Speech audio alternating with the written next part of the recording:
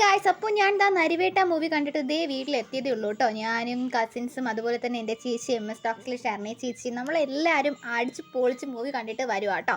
അതൊരു രക്ഷയില്ലാത്ത മൂവിയായിരുന്നു. ഇതിൻ്റെ മേക്കിംഗ് ആയാലും BGM ആയാലും മ്യൂസിക് ആയാലും അടിപൊളിയായിരുന്നു. അതുപോലെ തന്നെ ഇതൊരു റിയൽ ലൈഫ് ഇൻസിഡൻറ്റ് ബേസ്ഡ് ആയിട്ടുള്ള ഒരു മൂവിയാണ്. 2003 നടന്ന മുത്തങ്ങ സമരത്തെ ആസ്പദമാക്കിയിട്ട് എടുത്തിട്ടുള്ള ഒരു മൂവിയാണിത്.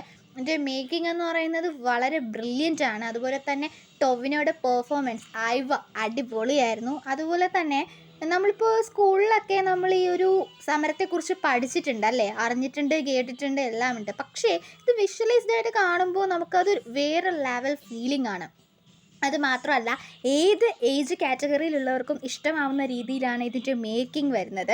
ഒട്ടും തന്നെ ബോറിംഗ് ഇല്ല. അതുപോലെ തന്നെ സ്ഥിരം ക്ലീഷ ഡയലോഗ്സ് ഒന്നുമില്ല. അടിപൊളി സെറ്റ് പടം. ഇതിൻ്റെ ഫസ്റ്റ് ഹാഫ് വന്നിട്ട് കുറച്ച് ഇടച്ചിലുണ്ടെങ്കിൽ പോലും സെക്കൻഡ് ഹാഫ് വരുമ്പോഴത്തേക്കും ഈ മൂവി വേറെ ലെവലിലോട്ടാണ് കൊണ്ടുപോകുന്നത്. ഇപ്പോൾ സുരാജ് വെഞ്ഞാറമൂട് ആയാലും ടൊവിനോ ആയാലും അവരുടെ കോമ്പിനേഷൻസ് ഒക്കെ അടിപൊളിയായിരുന്നു. അതുപോലെ തന്നെ ചേരൻ്റെ ക്യാരക്ടർ അടിപൊളിയായിരുന്നു.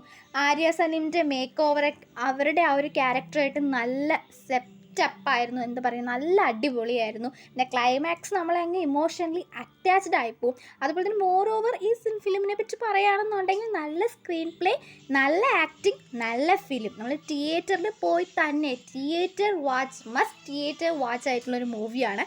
അപ്പോൾ ഞാൻ കണ്ടു, നിങ്ങളും പോയി തിയേറ്ററിൽ പോയി തന്നെ കാണാൻ ശ്രമിക്കുക. വേറെ ലെവൽ അടിപൊളി മൂവിയാണ്. അപ്പോൾ എല്ലാവർക്കും ബൈ.